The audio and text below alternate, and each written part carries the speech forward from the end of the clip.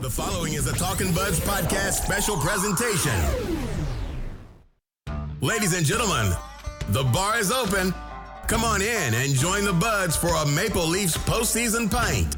My friend Harry and I would like to buy you guys a round of beers.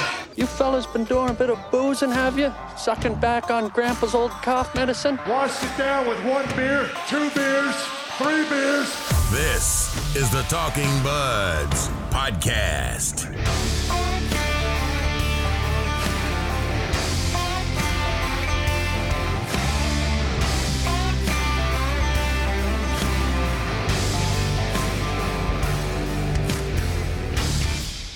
Well, Ryan, a bit of a different feeling to kick off this show, than the last one? Yep. Just an absolute blood-boiling hockey game. Sitting at home watching that, it's unbelievable how a sport and a team can get your emotions and blood boiling at a level that mine was at last night watching that hockey game. So, anyone who's listening to this knows what happened.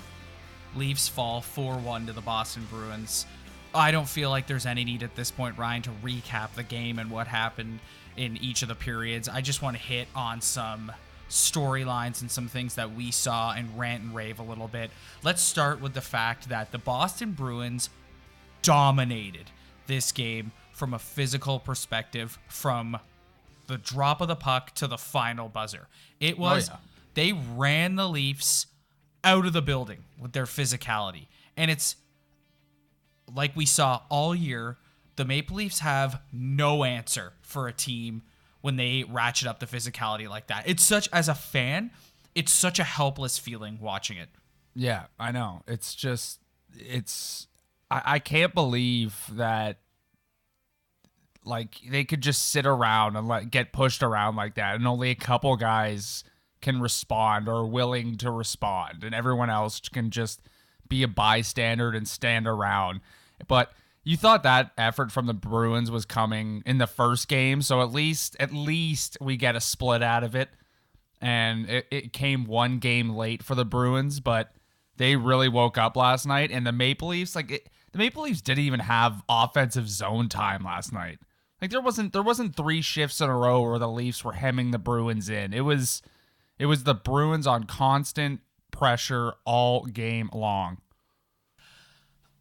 I know that a lot of people listening are screaming at us being like, the officiating was awful. The officiating was awful. Yes, the officiating was awful. Yeah, but the Leafs can't score on the power play, so it doesn't even matter how bad the officiating is. I get how the officiating wasn't great.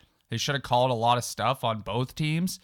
But at this point, it's like, don't pretend that a couple Leaf power plays would have been the difference. Their power play sucks, and we've been talking about that all year. We will. The referees have put their whistles in their pocket for this series, Ryan.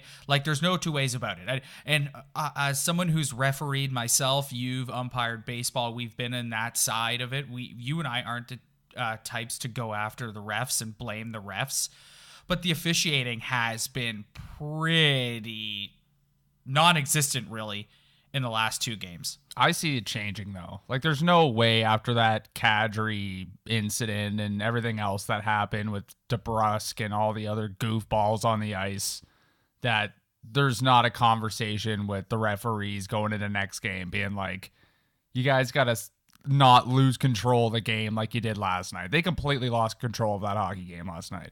Well, let's talk about Nazem Kadri because you just brought it up. I'm of 2 minds about it, Ryan. This is a team that's really passe and laid back and has no pushback. So I like the fact that somebody took matters into their own hands to push one of these guys back and say, you're not going to continue to dominate us physically for the rest of this game. But it was a stupid cross-check to the head. And now he's going to get suspended. And he's one of the guys that you need in this series. Yeah, the problem is Kadri has a history of just taking it one step too far, and that one step too far always ends up in some sort of suspension for him. But if you put yourself in his shoes last night, like, I can't say I wouldn't have done the same thing. Like, your whole team is getting pushed around. No one is responding other than Muzzin and Hyman. Everyone else isn't doing a thing. There's the whole team's after Kadri. That little DeBrusk gets under your skin, and he hits Marleau, and he saw an opportunity, and he took it, and now it's going to cost him. But I'm not going to, honestly, I'm not blaming Nazem Kadri. It sucks that he's got suspended. It's going to hurt the team. But if I put myself in his shoes, man, I probably would have done the same thing. Like, I'd be lying if I said I didn't enjoy watching Jake DeBrusk roll around on the ice in agony. Yeah, like obviously it's dangerous once you get a stick up in a guy's face, but when the whole team is after you and you're the only guy responding, the whole game was around Kadri last night. Kadri was the whole hockey game last night. Well, okay, I don't want to hold this in any longer. I got to get something off my chest. The whole reason why the game was about Kadri last night is because you got a 6'3", 225-pound centerman who's the highest player on the team, who throws the Harry Potter invisibility cloak on as the second the game gets even remotely physical. And it's like, no one is saying that I want Auston Matthews to become Eric Lindros, but it's like, dude, a guy your size should not just completely disappear once the physicality ratchets up. This is a real problem that they have with Auston Matthews, Ryan. He did it last year in the series against Boston, and he's doing it again. The second, and he did it all year against teams who played physical against the Leafs. The second it gets too much, he can't handle it. I don't know if he's worried about getting injured. I don't know if it's just the type of personality he has, but it's like, you're not going to have success in this league in the playoffs unless you learn to deal with playing a physical hockey team that's going to push back on you. He was invisible last night, Ryan. He had the one wraparound chance in the first period, and then that was the last you saw or heard of him. Like, yeah. Figure it out. And it gets maximized because there's no one else on the team everyone else on the team except Kadri, Hyman, and Muzzin are cut from the same Auston Matthews cloth. But it sticks out with Matthews more because of how big of a guy he is. And you saw last night, they showed a replay of Marchand slapping him around, and he just skates away. And it's like, dude, you could crush this guy. You could push him down to the ice easily and crush him, but instead he walks away and takes it just takes it. Like, it's just, oh man, it's so frustrating to watch, like, because he doesn't even finish his checks, like, he doesn't do anything, and then when he's not scoring, it's like, what are you doing out here? To me, it's just the fact that when the game gets rough, he can't handle it, and he, like, checks out. That's the thing to me. It's like, he's not willing to go to the dirty areas, take a hit to make a play, go in, lay a body on somebody. He's not willing to do it. And it's like I just said, you're not going to have success in the league unless you figure out this part of your game. And I don't know if it's like immaturity. I don't know if it's the fact that he's still like 21 years old. I don't know what it is, but it's like, you gotta sack up a little bit here, bud. Like, we're not going to win unless you figure out this part of your game. You're not going to be considered an elite player, like in the realm of like a Sidney Crosby for playoff success, unless you figure out this part of your game. And like I said, it just makes it worse because everyone else is the same. Yeah. Oh yeah. And when the game gets like that, the referees put their whistles away. The Leafs have no answer. They have no one who can push back. They have Muzzin and they have Kadri, but even then, they're not exactly like you don't consider them like. No, they're not dropping the gloves and beating sosomeone's face in, but they're like pissing other guys off and paying a price and also dishing it out. Like, I admire Kyle Dubas for a lot of things, but I think I really hope he's learning a lesson watching these games and being like, we need someone who can respond in these types of scenarios. Like, the pure skill, I don't think getting a bigger person will help us be tougher. That might have worked when you were running the Sioux Greyhounds. That's not going to work when you're trying to win a Stanley Cup. What about Brendan Shanahan? Well, that's what I'm saying. Like, where's like, you're telling me that Brendan Shanahan, the type of player he was, isn't watching his team get completely, I'm going to say it, bitched around for an entire game, and they're just like, oh, we'll come back next time.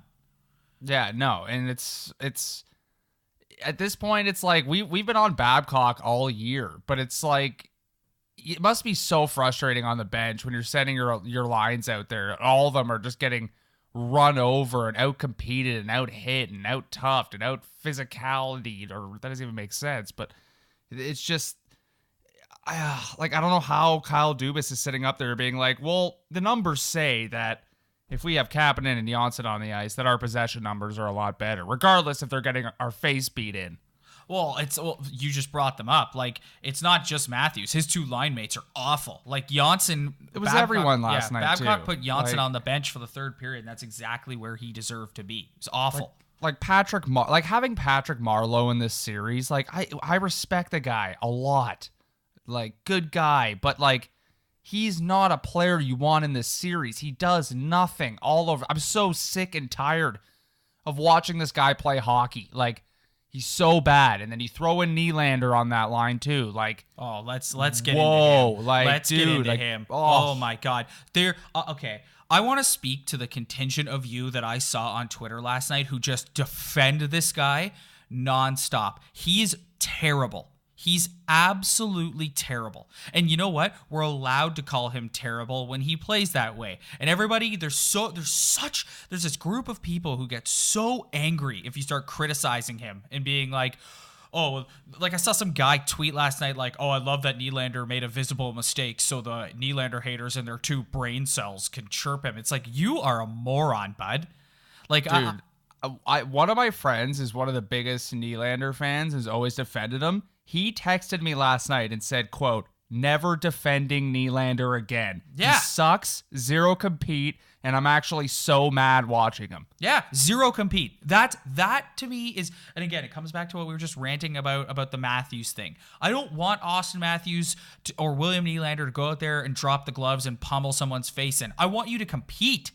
I want you to be but first you see in David on the puck. Pastrnak last night? Like, yeah. David Pasternak's one of the most skilled hockey players in the league, and he threw like 3 huge hits last night. Yeah, it's just like he didn't punch anyone in the face, but he laid out 3 Maple Leafs just like that. You little like pond hockey pretty boys. I'm fired up right now. I'm just gonna say, like, I'm fired up right now. You little pond hockey pretty boys need to figure out how to play and be successful when the game isn't to your liking. You're not going to go out, especially this time of year. You're not going to go out this time of year and have all this open ice to skate and stick handle and make pretty little passes. It's not going to work. And it's your 3rd time around, too. Ugh. Like, this isn't your first time. Like, this is the 3rd year you've been in the first round in a tough physical series, and you still are just so shy to the physicality and to what it takes to win a playoff game. Like, it's not just this series. Like, turn on any other series right now. It's all the same. Like, all the guys, they're all playing tough. Could you imagine Auston Matthews and William Nylander having to play in this Pittsburgh-New York Islanders series? Yeah, like those Nylander would be too scared to go over the boards of each other. Yeah, it's like, it's not like, I get it. It's not a part of your DNA, but like, you're a hockey player. Hockey is the tough. What other sport have a playoff like this where things just get so hard and tough on the rink and it's so physical? Like, you got to know coming in, a professional hockey player, a highly paid hockey player, that you got to play a certain way to win. And if you're not willing to do that, then you're not going to win, and you're just going to collect a paycheck and piss your whole fan base off. I just want to touch one more thing on Nylander. I felt like I've said this 100 times. I don't hate William Nylander. William Nylander is frustrating because he's got all the tools, but he just... I guess it's just this blasé part of his personality. He doesn't want to roll his sleeves up and go to the tough, dirty areas to win. He doesn't want to do that. You can see the way he plays. And don't come at me with the...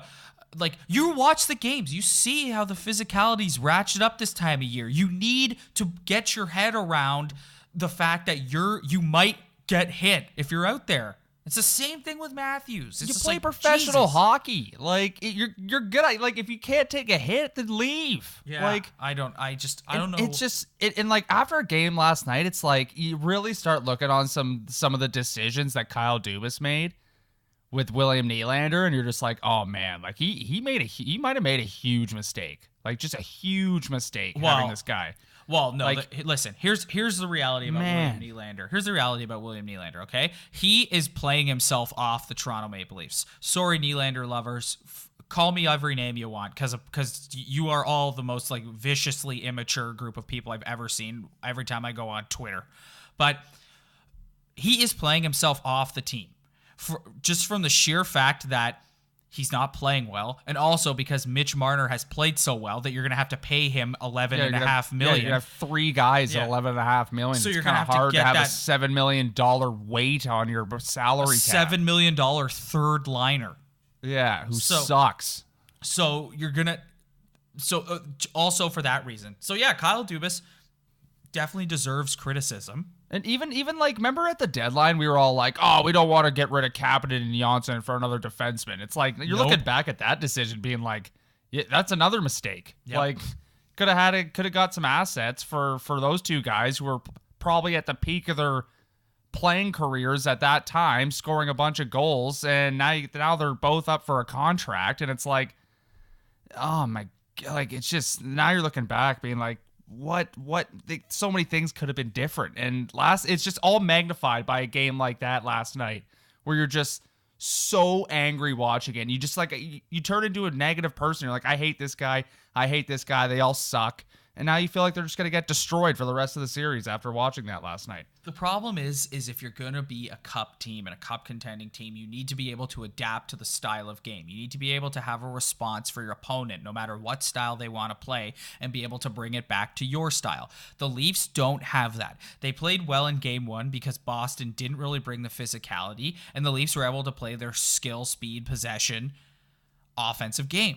And some guys just had a really good hockey. Like, when do you ever see Zaitsev play even remotely good like that game? Like, some guys just had a really good night, and the Bruins didn't show up.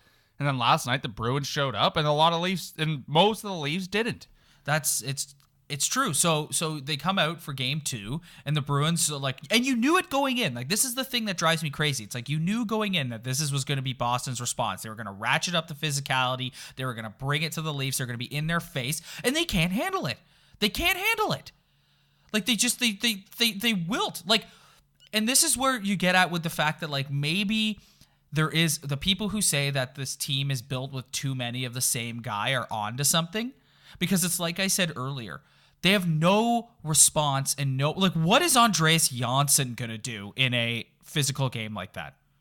He should, what you want him to do is take over with his skill and dominate possession and create offensive chances, but he can't, because he just gets taken out of the game, because the Bruins are leaning on there's no ice, and you need to be able to create space and time for yourself, and they can't do it. They just can't do it. We saw it all year. God, it's frustrating. Yeah, I get the whole possession numbers, but it's like, I get it. Cool, these guys, you want skill guys to have possession, but they don't have possession, so what's the point?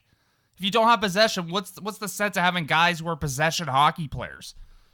Like, they're useless at that point. They were all useless last night. Like, the only guys who showed up last night were Zach Hyman, Nazem Kadri, and Frederik Andersen. Like, I thought Jake maybe Muzzin too. Yeah, Muzzin. At least Muzzin was throwing Krug bodies there, around. Yeah. And everyone else was horrible. Patrick Marleau, horrible. Nylander, horrible. Matthews, horrible. John Tavares and Marner, no shows. Like, Kapanen, horrible. Janssen, horrible. Jake Gardiner, horrible. Oh, Jake Gardiner. If I ever hear someone say Jake Gardiner is an elite skater ever again, I'm going to lose my mind. Like, watch Morgan Riley skate or Charlie McAvoy skate. Those are elite skaters. Don't tell me for 1 second that Jake Gardiner's an elite skater. He's garbage and slow, and his agent is probably having a heart attack right now watching him in this series going, well, there goes my $7 million contract for my player, because the whole world is watching how much he sucks right now. Okay, all right. So that was a good 20 minutes of just ranting and raving and carving and all that sort of thing. So let's transition out of that. Okay, Ryan, you're Mike Babcock, all right? What are you saying to the team ahead of Game 3? Just like, I don't even know at this point. I don't know what Mike's saying. If you're Mike, you're going in there and basically saying everything we just said, just not in a negative tone, just kind of letting them know that this is what the playoffs are, boys. Like, I've been in a lot of playoff series. I've won a Stanley Cup. I've coached a lot of good hockey players, and they displayed what needs to be done to win, and you guys need to start doing that. Like, go back and start watching Red Wings 08 tape. Like, start watching other series, how other top players are handling the toughness of the NHL playoffs. Like, you can, but again, you can go in there and give them that message, and they could just tune it. Like, oh, okay, sure, Mike. And they go out and just do the same thing over again. I don't know if Mike can say anything at this point. What's it going to take to get some of these guys to just get I'm not going to lie. I don't want to talk about William Nylander. I'm just so angry about his play right now that I don't want to talk about him. What's it going to take to get Auston Matthews to realize that, like, you can't go dark in these types of environments, dude? Like, you can't. I think age is the only time, because I don't think a switch is gonna get flipped, man. That's what he doesn't have a switch that can be flipped. It's gonna take look at Ovi. It took Ovi a long time to realize what he had to do. Like, some guys, it just takes age and maturity. Like, maybe like in his it's clear that he just doesn't have that type of personality. He's not that type of player, and it's gonna take him a long time to finally realize that even though I'm not this type of player or this person, I'm gonna have to kind of turn into that type of person in order to have a chance at this thing. Because if I keep playing the way I'm playing right now, I'm just a highly overpaid hockey player in the playoffs. And we just think that William Nylander is never going to get there. No, William Nylander is that everyone grew up with a kid you played rep hockey with, you played rep baseball with, who had all the tools in the world, but just couldn't put it all together mentally, or could never show the work to get it all the way there. And even though William Nylander's a National Hockey League player making $7 million, he's lumped in that category. All the skill in the world, but he's just never gonna be there for you. Never a guy. You want to go into the trenches with William Nylander? Like, that's the guy you're looking at beside you on the bench being like, I'm going to war with this guy. Like, oh my God, I'd be worried if I was a Maple Leaf looking to my right and seeing Nylander having my back. Like, ugh. He's got to be careful. He's playing himself off the team. And it was the beauty of the game the other game. I did. I gave him beauty of the game. Yeah. I gave him beauty of the game because he capitalized on his chances, and I thought he played pretty well. And then last night, but again, it's all of them, right? Except for Nazem Kadri and Zach Hyman and Jake Muzzin. And we saw it all year. And I just had this feeling before the game started yesterday. I was like, I don't know if this is going to go well, because we saw it all year. They're super inconsistent all year. They're still a really young team. The second you take away time and space with physicality, they cannot handle it. So frustrating. Yeah. Then I don't see things changing. Like, what's going to change? Like, unless they come out and play, like, unless Boston doesn't show up again like game one. Well, you got to hope for that. You got to hope that they can catch Boston sleeping at times and put a few in and get some. I mean, the only thing that's getting me through last night was they got absolutely run out of the rink in the first two games last year, and they somehow made it to game 7. And Freddie Anderson was great in both games. Yeah. So, like, I thought Freddie was unreal last night. Like, he got dangled by Marchand, nice goal, but all the other goals, it was like, what are you gonna do, man? And he made like 10 unbelievable saves last night. Like, how can you be a player looking at your goalie who's already bailed you out 100 million times this season and be okay with letting him get just a shooting gallery against him? Like, it's just, man, they're gonna just have to. They're just got to sack up, man. Like, they're gonna have to realize that let's take a punch in the face from Chara or DeBrusk, but just keep going. Like, just spend some time in the offensive zone. Make a good pass. Like, last night, they couldn't even make a good pass in the neutral zone. How many times do you see a Leaf defenseman try to make a pass up to a forward and it banked off a stick, or it just missed him, or the forward's out of position, or a winger in the D zone who's just watching the Bruins in the Leaf zone? Like, Kasperi Kapanen's the best bystander I've ever seen in my entire life. Oh, Andreas Janssen is the best bystander I've ever seen in my entire life. I'm more on Janssen. Like, at least Kapanen can skate fast. Like, I don't know. Like, you look at the Bruins wingers. Yeah, look at the Bruins wingers in their own zone. Like, they're up on the D. Like, when the puck goes back to the point to, like, Riley, there's a Bruins winger like right on him. If they go back to the winger on the hash mark, there's that winger right on him. There's Andreas Janssen just standing in the middle, just waving his little stick around. It's just like, oh, dude, like, come on. Like, show some more effort in your own zone. Like the Leafs wingers in their own end, man. Like it's brutal. And their defense, I know their defense isn't great handling a puck, but when you get destroyed that many times below your own goal line by forechecks, like at some point it's gonna wear you down. Like those wingers gotta help out. The centers gotta help out. Like it's just it's gonna be interesting, man. Like let's see if they have a response. All right, let's just put a bow on this. I just want to get your comment. Like we touched on it earlier, but just give me some final comments on this. Do you think anything will be done about the officiating? Like I wouldn't be surprised if Brendan Shanahan is putting a call into the league today. Yeah. I think after the DeBrusk knee and then Kadri, like there's got to be something. Like because Zdeno Chara is going to end up punching someone in the face at some point, and the Bruins aren't going to stop running around. Like.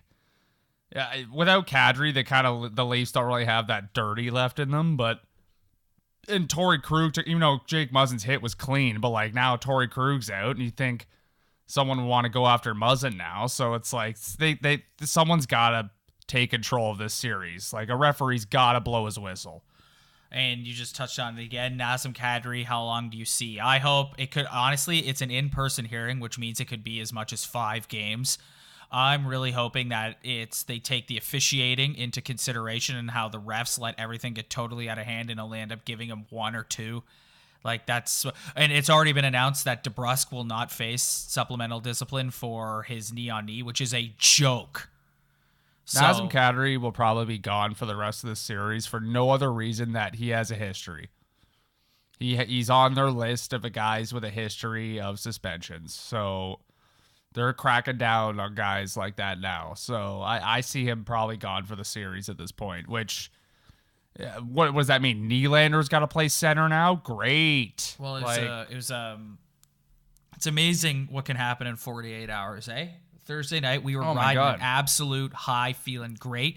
And we're just like, yep, this is what we thought for months. This is what we thought. This is why some people were picking the Bruins in 4 and 5 games because of how that game went last night.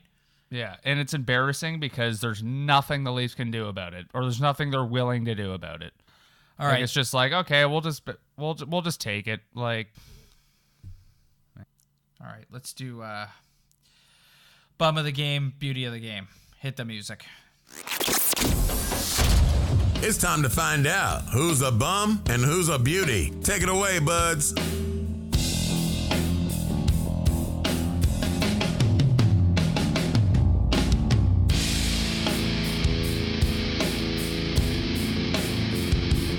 All right, Ryan, I think we're going to have lots of bum and beauty nominees here. Well, a lot of bum nominees, so I'll go first. I'll just say it. I won't go into too much detail. I raved about him earlier. Auston Matthews is my bum of the game.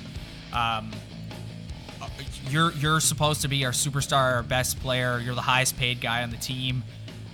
As well, starting next year, he's the highest paid guy on the team. But just like, we need more from you. I said we need more. He's got to be a stud. And to go completely MIA in a physical game like that, it's unacceptable. That's the word I'm going to use for it. It's unacceptable. We need more.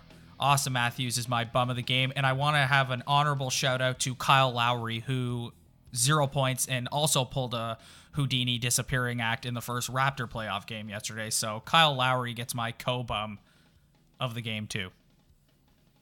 Yeah, I'll go with the tandem of Kapanen and Janssen as my bum of the game. I was gonna go after Nylander, but I'm sick of saying his name, so I'll go after Kapanen and Janssen because those were the 2 guys that everyone wanted to hold on to, including the general manager, because you couldn't just miss out on their speed and skill. But it's like I would have taken another defenseman in a heartbeat for these 2 guys. I get Kapanen can skate fast and Janssen can skate fast, but like, too many players cut out of the same cloth, and they just did not show up last night.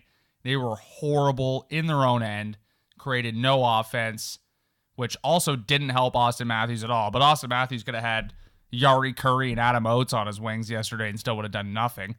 So they're Kapanen and Janssen, you're my bum of the game. All right, beauty of the game. Which one of us is going to take Freddie Anderson? I'm going to take Nazem Kadri as my beauty of the game. Okay. You go. I just think, you know what? He's going to get suspended, and it sucks, and you kind of wish he kind of just held back on that cross check, but when the whole team's after you and you're the only guy who has the stones to stand up to everyone and lay hits and get in their face and try to play that Bruin style of hockey, like your temper is gonna flare up, and unfortunately it's gonna end up in suspension. But I respect a guy who's willing to put the team on his shoulders and try to start that whole physical hit parade and trying to counteract that style. So I'm gonna give Nazem Kadri all the credit in the world. And it drives me nuts how he's the villain this morning. Like, if you watched that game last night, like, come on. Like, the Bruins are a dirty hockey team. Dirty hockey team. Jake DeBrusk is a little weasel. And I just said it, beauty of the game for me. Freddie Anderson showed up, was fantastic. His team completely hung him out to dry. If anyone should be the most pissed off after last night, it's him, because he gave them a chance to get back in that game, and they screwed it up. So, Freddie Anderson, beauty of the game.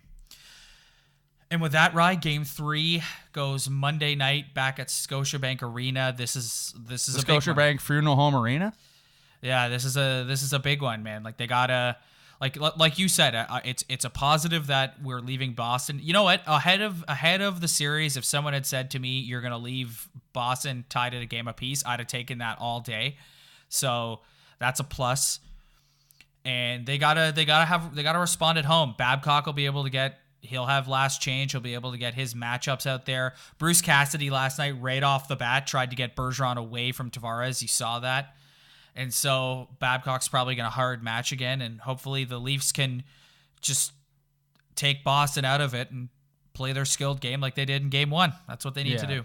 So it's not all dark. Like, they still have a split, but just everyone who watched that game last night, like, you felt what we were feeling. Like, you get you're right. It's such a helpless feeling sitting on your couch watching your team just get punched in the face. Like, yeah, because you just know they have no answer. Like in previous years, and again, I'm not pining for these years to come back, but in previous years, they would have a player where you're like, all right, he's going to go out there and they're going to have to answer to him. They got no one. They got no one who can do that. No one. And I really hope the general manager is learning from this and seeing that you can't run a team in the NHL trying to win a Stanley Cup with grown-ass men like the way you ran the Sioux Greyhounds. You can't do it.